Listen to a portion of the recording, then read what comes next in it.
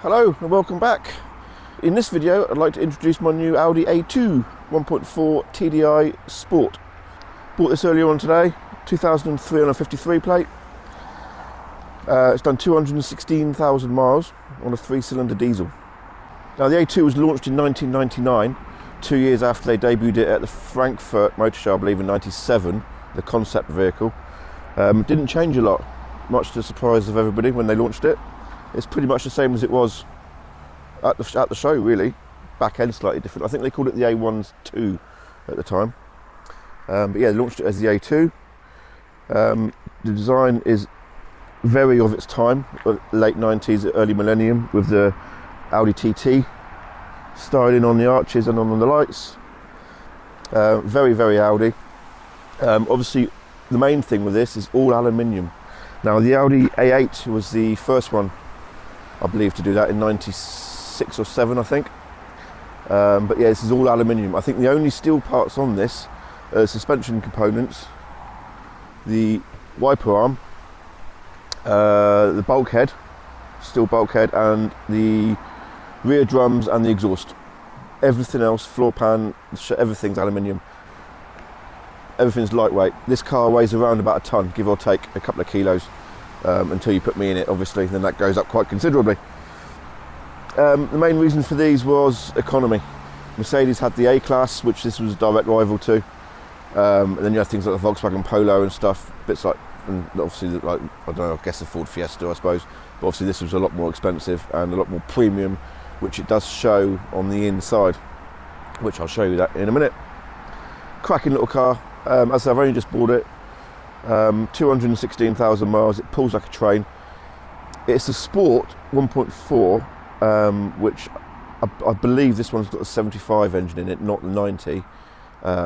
But there's a strong belief as well from the previous owner that it was chipped, so to around about 102, 103 horsepower, which I can firmly believe after driving it.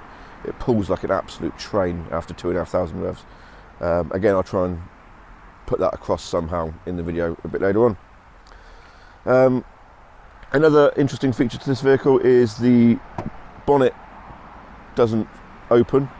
You've got the service hatch on the front there, so that includes your windscreen washers, dipstick, and your oil filler cap in behind there. Again, I'll show you that in a moment. Being the Sport, it comes with the alloy wheels, body coloured handles and mirrors and things like that, and obviously sport seats, firm suspension. It's got leather steering wheel, leather gear knob. Yeah, it's a very high spec small car. Let's have a closer look. Now, as I say, this one's got the hatch on the front. I've already released it from the inside. Essentially, this folds down and it's called the service hatch. In here, you've got your fold out washer fluid top up, your fold out oil cap, and your dipstick. These are the essential parts for any DIY service checking, I guess. They don't want you really under the bonnet. However, you do have two release knobs there. If you push that in and twist it, push that in and twist it, it then releases the bonnet. You can just lift up, slide away, and remove. And then in there, you've got full access to the engine bay. And as you can see, with the bonnet off, you've got full access to everything here. You haven't got, it's not on the hinge or anything like that. It's completely disappeared. Don't know if you can see it, but it's actually behind me. So you've got complete access to absolutely everything in there. Makes life a lot easier to work on. So there we go, rear end. I want to get rid of that UK sticker, but it's one of them hard plasticky stickers, and I'm frightened to take the paint off. So if anybody has any recommendations on how to get rid of that, please let me know in the comments. 1.4 TDi, 53 plate. I love this spoiler fixed to the glass. That's nice, that is. Obviously no rear wiper, nowhere for it to go. Lovely styling on it though. In the boot we have the parcel shelf, which does work, which is really good. Does obviously come out as well. Split rear seats, very, very simple. Lift that lever there, seat folds down, and then with the headrest out, that will obviously go flat, and then that little handle down the bottom there, pull that, and the seat will fold up, stand on its end over there, and then you can actually take it out as well, which is very good. Underneath the floor is the battery, toolkit, etc, etc. Not much to look at really in here. Tie down points in each corner. There's no 12 volt outlet or anything like that. There's no extra storage. There's a light up there, but not sure that's not working at the moment. But yeah, it's an okay size boot. And on the inside, instantly feels very, very Audi of its generation. As I said, millennium, end of 90s. Build quality in here is absolutely fantastic. Door handles are a bit scratched up, but they're aluminium, they're not plastic. Everything feels absolutely solid. Electric windows, electric mirrors. They're heated mirrors as well on this one. Obviously they always do that sort of thing there on the plastics. I'm surprised there's not more of it in here actually, so I could do with getting a new light switch on there. And then obviously just build quality, as I say, it's just fantastic. It's got the onboard computer on the end there as well, and dashboard. Again, as I say, this sort of era of Audi, especially with the A8 and the TT, these are actual bezels. They're not behind the glass. It just feels absolute quality. And there you go, as you can see, 216,000 miles, nearly 217. Still getting 54, 55 to the gallon. I had 61 out of it earlier on, but obviously it's gone down a little bit. I booted it a little bit to see what it's like. It firm about 2.5, right the way around to that red line at 4.5. It pulls like an absolute train. Can't even describe to you how well it pulls. It's fantastic. Down here, climate control. Again, very, very similar to all of the Audi products of this era. Got the radio as well. Very good sound quality on these. I will like to at some point get rid of this, move this down, and then try and fit a double din. I'm not sure how that's going to work, but I'd like to put my double din in there if I can. We've got traction control down there, 5-speed manual gearbox, again, leather gear knob, leather steering wheel, cup holders, which both work, and they're not sticky. Sometimes this plasticky stuff gets really very sticky, but it isn't. Nice grab handle there for when you're racing around for the passenger. Decent T-shell free, as Matt would say, on the top there. Glove box, decent sized glove box, very, very deep, as is this tray here. I'll put my hand in all the way in there. It's a very deep tray. Sports seats, as I said earlier, being the sport model. And going back to the lightweight exercise for the A2. I don't know if you can see, I don't know if that's picking them up, yeah, just about. But it's very thin sunblinds. You've got a mirror that folds down from there, and on the underside there's a little ticket holder, which I never realised was there until literally a few minutes ago. That's quite handy. And also, again, VAG group of this era, they started with this central sun visor, which is a brilliant idea. Just stops the sun coming in over that mirror there. That's such a good idea, that is. So simple, but very effective. This one is unfortunately suffering a little bit from the headlining. There's a bit there, and also back in the back there. Don't know if you can pick that up. So yeah, a little bit of wear and tear, but it is 21 years old, and it has done, as I said, 216,000 miles. Apart from that, it's all in very good nick.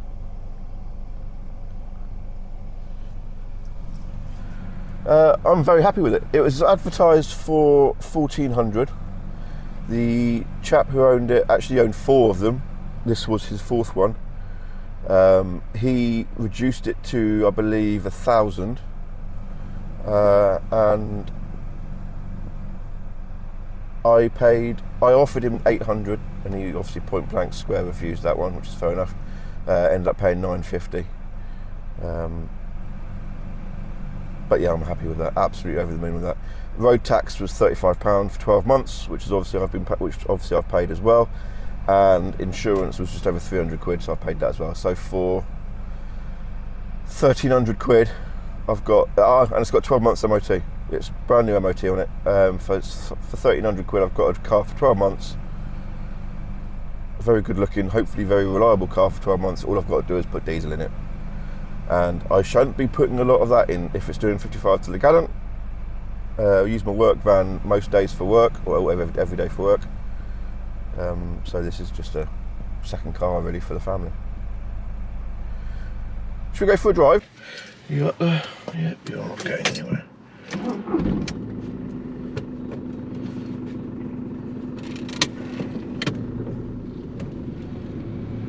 turn the fan down a bit.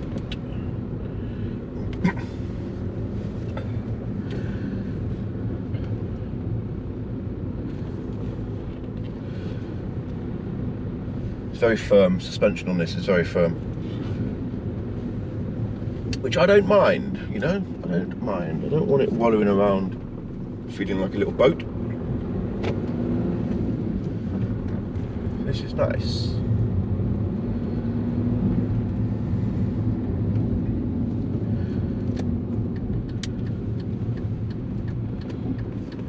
These seats are so comfortable.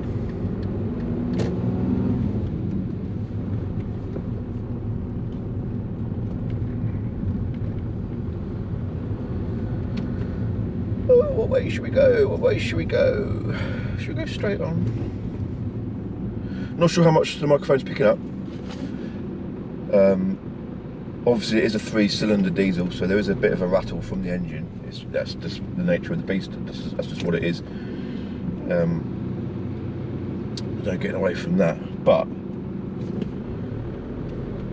the refinement in here, when you consider that, and bear in mind as well, it's an aluminium frame. The Audi space frame. So it's not, you know, it's not steel. I don't know how, I'm not sure how, but I would imagine the aluminium obviously won't be as strong as a proper steel. Correct me if I'm wrong, but I would assume that the aluminium frame would let more vibrations coming through. Would allow more vibrations to come through to the cabin. But it doesn't, it's suppressed very well. But then it's an Audi, you expect that, don't you? And obviously one of the famous quotes when the vehicle was being designed and built was, let's make a small Audi, not a cheap Audi. So the build quality it is up there with the best of them of this time. Some of them said it's the A8's little brother. You know, as I say, with the dials and with the feel of it and the quality of it, everything does feel very. I mean, I love this material here. I don't know what it is. It's not plastic, but it's not material. I don't know what that is, but that's got a real premium feel to it. That has. And all the switchgear, and as I say, the cup holders are still working, and all the switchgear, the buttons feel assured. Is that a good word? Assured.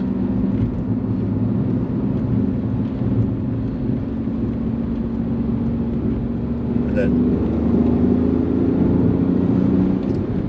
that's definitely not 75 brake horsepower. This has been mapped. This has definitely been mapped. And over 100 wouldn't surprise me in the slightest. Bear in mind, as I said earlier, there's no weight to this. It's around, give or take, it's around about 1,000 kilos. I think the 1.4 petrol was 900 and something. I think the 1.4 TDi just tipped over the 1,000, maybe like 1,020, 1,025 kilos. So there's no weight to it, which is what the purpose of it all was. They've done a great job. 21 years ago. It's a cracking little car, this is.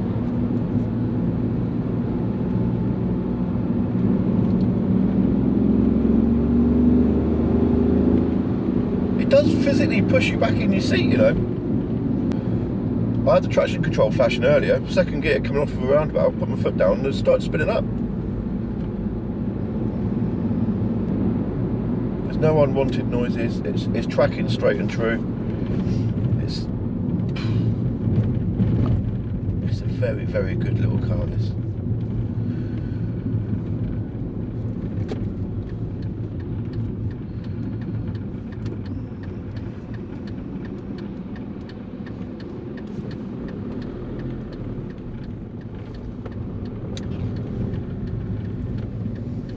And that in front is obviously the new generation of this sort of vehicle.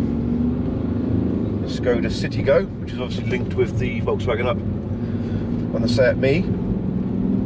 So, did this kickstart that sort of car? Probably.